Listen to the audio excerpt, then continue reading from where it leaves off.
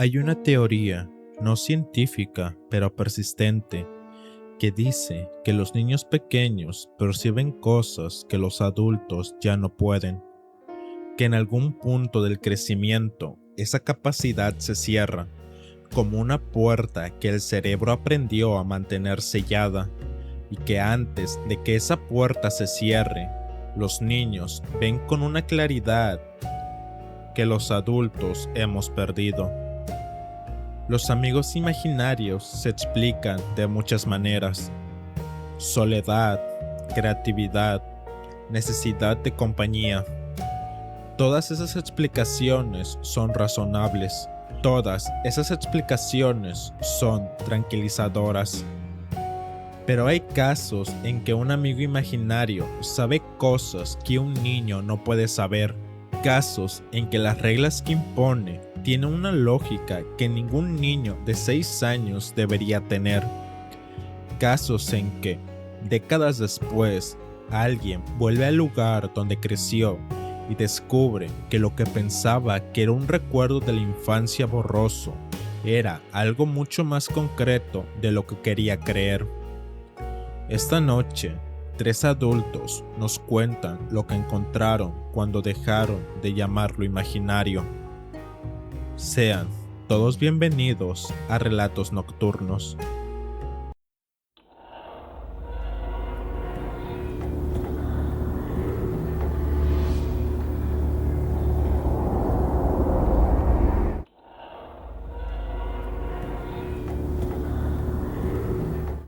Yo no fui hijo único, pero a veces lo parecía.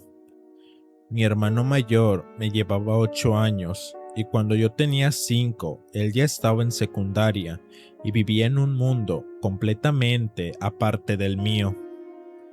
Mis papás trabajaban todo el día. Vivíamos en una casa grande en Mérida con un jardín trasero enorme y yo pasaba la mayor parte del tiempo solo, inventándome maneras de entretenerme. Fue en ese contexto que apareció Mateo. Así le puse yo, Mateo. No sé de dónde saqué el nombre. Simplemente un día empecé a hablar con él y ese era su nombre. Mis papás lo tomaron como lo que les parecía que era: un amigo imaginario perfectamente normal para un niño de 5 años que pasaba demasiado tiempo solo. Mi mamá incluso ponía un plato extra en la mesa a veces, con esa ternura divertida de los papás que siguen el juego. No había nada de qué preocuparse, excepto que Mateo sabía cosas. No lo noté yo porque tenía 5 años, y para mí era completamente natural. Lo notaron mis papás y me lo contaron muchos años después, cuando yo ya era un adulto y la historia había adquirido suficiente distancia como para contarla. Me dijeron que lo primero que les llamó la atención fue cuando un día llegaron a recogerme a casa de mis abuelos y yo les dije, antes de que ellos dijeran nada, que Mateo me había contado que mi papá había tenido un problema en el trabajo, pero que ya se había arreglado. Mi papá había tenido ese problema. Nadie se lo había dicho a nadie fuera de su oficina. Luego vino la vez que describí con detalle la casa donde había crecido mi abuela materna. Una casa en un pueblo de Yucatán que fue demolida antes de que yo naciera y de la que no existían fotos. Los detalles que di, el color de las paredes, la forma del patio, el árbol en la entrada, hicieron llorar a mi abuela porque eran exactos. Mi abuela me preguntó cómo sabía esas cosas. Le dije que Mateo me las había contado. Mis papás empezaron a preocuparse. Mi mamá me preguntó un día, con cuidado, cómo era Mateo. Le describí a un niño de mi edad, con ropa que mi mamá reconoció como antigua, de otra época. Me preguntó dónde vivía Mateo. Le dije que vivía en la casa, pero que dormía en el cuarto que usábamos como bodega, el que siempre estaba cerrado. Mi mamá abrió ese cuarto al día siguiente mientras yo estaba en el jardín. No había nada particular ahí. Cajas, muebles viejos, el desorden típico de una bodega, excepto en el rincón del fondo, donde había una pequeña marca en la pared, letras trazadas con lo que parecía ser un clavo o algo puntiagudo, a la altura de un niño. Solo un nombre: Mateo. La letra no era mía. Yo, a los 5 años, apenas estaba aprendiendo a escribir, y mis letras eran grandes e irregulares. Estas eran pequeñas, formadas de alguien que sabía escribir bien. Mis papás investigaron discretamente la historia de la casa. Llamaron a la señora que les había vendido la propiedad con el pretexto de una pregunta sobre la instalación de agua. Al final de la conversación, mi mamá le preguntó si alguna vez había pasado algo difícil en esa casa, algo que deberían saber. Hubo una pausa larga. La señora dijo que sí, que muchos años atrás, cuando sus hijos eran pequeños, uno de ellos, el del medio, había muerto en esa casa, de una fiebre muy alta, muy rápido, sin que los médicos pudieran hacer nada. Tenía 5 años. Mi mamá le preguntó cómo se llamaba. La señora dijo que Mateo. Mis papás nunca me dijeron nada. Simplemente, un fin de semana, movieron todas las cajas de la bodega y convirtieron ese cuarto en un cuarto de juegos para mí, con luz y colores y juguetes, y Mateo dejó de aparecer, tan gradual y naturalmente como había llegado. Simplemente dejó de estar. Me lo contaron cuando yo tenía 25 años, en una sobremesa de domingo, como quien finalmente decide que ya es momento de soltar algo que ha cargado mucho tiempo. Cuando terminaron de contarlo, me quedé en silencio un momento. Luego les dije algo que hizo que los dos palidecieran. Les dije que Mateo no se había ido cuando convirtieron la bodega en un cuarto de juegos. Les dije que siguió viviendo hasta que yo tenía como 8 años. Que simplemente en algún momento yo había aprendido, sin que nadie me lo dijera, que era mejor no mencionarlo. Y que la última vez que lo vi, me dijo que se iba porque ya era hora, que ya había jugado suficiente, que había sido un buen amigo.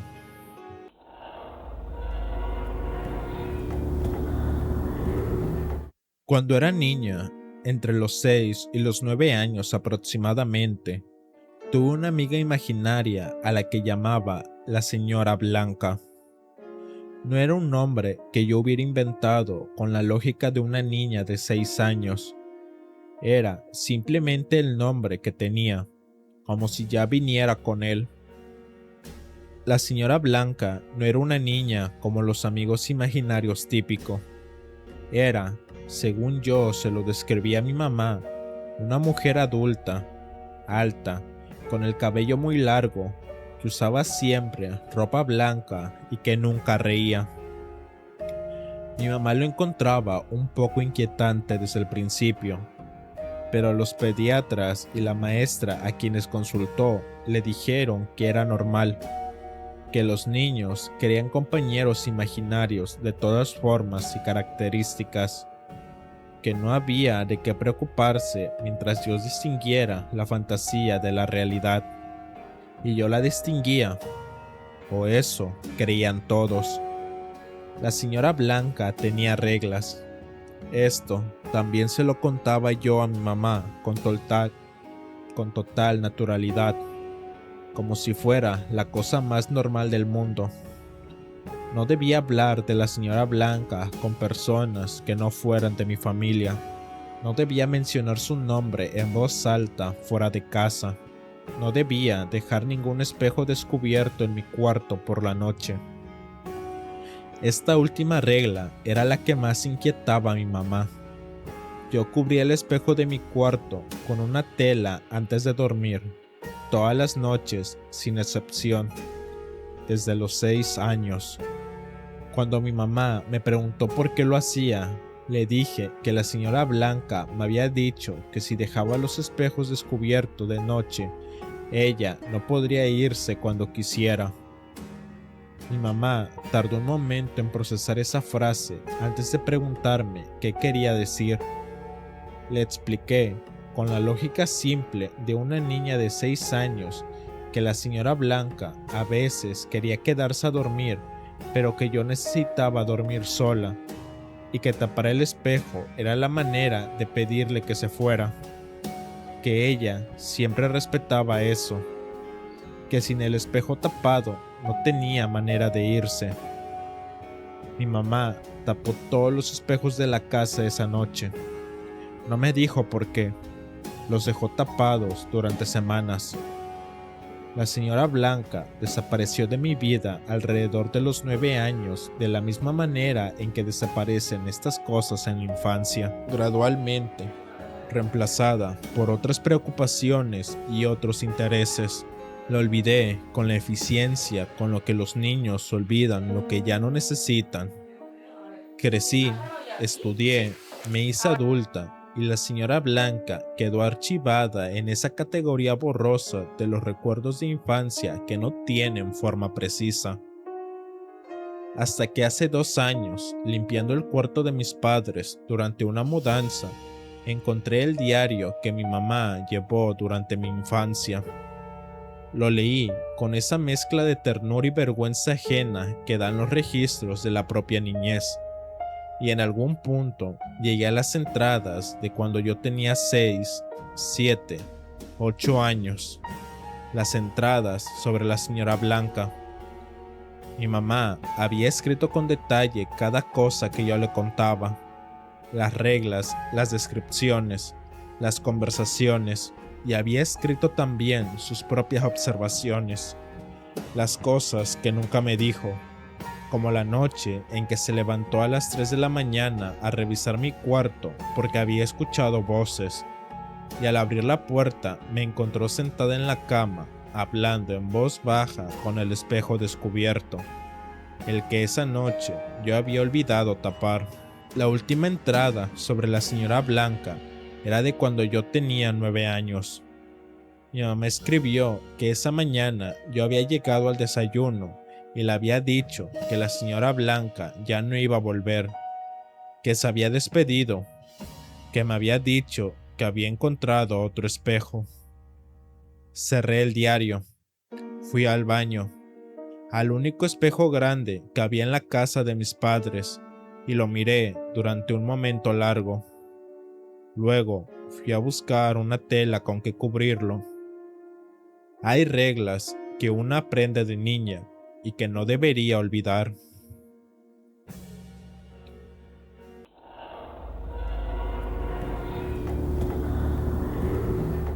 Esto lo cuento porque mi terapeuta dice que verbalizarlo ayuda, aunque no estoy segura de que ninguna terapia pueda darle nombre clínico a lo que descubrí el año pasado.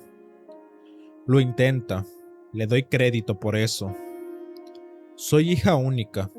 Crecí en un departamento en Monterrey con mis papás, sin hermanos, sin primos cercanos, sin muchos niños de mi edad en el edificio. Tuve un amigo imaginario desde los 4 hasta los 7 años aproximadamente. Se llamaba Daniel. Era un niño de mi edad que, según yo, vivía debajo de mi cama. No en el sentido terrorífico en que suena ahora que lo digo como adulta. Para mí, a los 4 años era completamente natural. Daniel vivía debajo de mi cama como yo vivía en mi cuarto. Era su lugar. Yo nunca metía la mano debajo de la cama sin avisarle antes, por educación, de la misma manera en que uno toca antes de entrar a su cuarto, de la misma manera en que uno toca antes de entrar a un cuarto. Mis papás encontraban esto adorable y un poco gracioso. Daniel era callado, no me contaba historias elaboradas ni tenía aventuras conmigo. Era más bien una presencia, alguien que estaba ahí. Dormíamos en el mismo cuarto, yo en la cama y él debajo, y eso me parecía suficiente compañía para no sentirme sola de noche. A veces le contaba cosas de mi día, a veces simplemente le decía buenas noches. Lo fui olvidando alrededor de los 7 años. Creció mi círculo social, entré de lleno a la escuela. El mundo se fue llenando de personas reales y Daniel se fue diluyendo hasta desaparecer. Para cuando tuve 8 años ya no pensaba en él para nada. Hasta el año pasado. Tengo 31 ahora. Mis papás se mudaron de ese departamento después de 30 años. Me pidieron ayuda para empacar y pasar cosas a la casa nueva. Pasé un fin de semana entero ahí, desarmando muebles, abriendo cajones que no se habían abierto en décadas, sacando cajas del closet de almacenamiento. Fue en ese closet donde encontré una caja con cosas de mi infancia, dibujos de la primaria, boletas, fotos escolares, y en el fondo de la caja un cuaderno, de esos con espiral que usé un año en la escuela, con mi nombre en la portada, con letra de segundo de primaria, grande y redonda. La abrí. Las primeras páginas eran tareas normales, sumas, vocales, y luego, a la mitad del cuaderno, páginas que claramente no eran tareas, eran dibujos, muchos dibujos, hechos con crayón, todos del mismo tema. Una cama, y debajo de la cama, trazado con crayón negro, una figura, larga, demasiado larga para el espacio que ocupaba, con extremidades que no tenían la proporción correcta de un niño. En cada dibujo, la figura estaba en una posición diferente, pero siempre debajo de la cama, siempre mirando hacia arriba. Debajo de cada dibujo, con mi letra de segundo de primaria, había escrito un nombre: Daniel. Fui al cuarto que había sido mi cuarto de niña, que mis papás habían convertido en cuarto de visitas hacía años. La cama era diferente, el mueble había cambiado, pero era el mismo cuarto, la misma ubicación, el mismo rincón. Me agaché frente a la cama de visitas, apunté la linterna de mi teléfono debajo. No había nada, por supuesto que no había nada, pero en el piso, debajo de la cama, en la madera del piso que nunca se había cambiado en 30 años, había marcas. Marcas largas y paralelas, como las que dejaría algo arrastrándose, rayando la madera, con una presión constante. Las marcas cubrían toda el área debajo de la cama, de lado a lado, de arriba a abajo, como las de alguien que se mueve mucho en un espacio pequeño, como las de alguien que lleva mucho tiempo en ese espacio, como las de alguien que sigue ahí. Esa noche, mientras mis papás dormían en su cuarto y yo intentaba dormir en el cuarto de visitas, escuché algo que hizo que no volviera a cerrar los ojos hasta el amanecer. Debajo de la cama, en el silencio completo del departamento vacío a medias, algo se movió. Un movimiento lento, cuidadoso, como el de alguien que lleva mucho tiempo quieto y finalmente decide acomodarse. Como el de alguien que sabe que después de mucho tiempo, la persona con quien solía dormir en ese cuarto, por fin ha vuelto.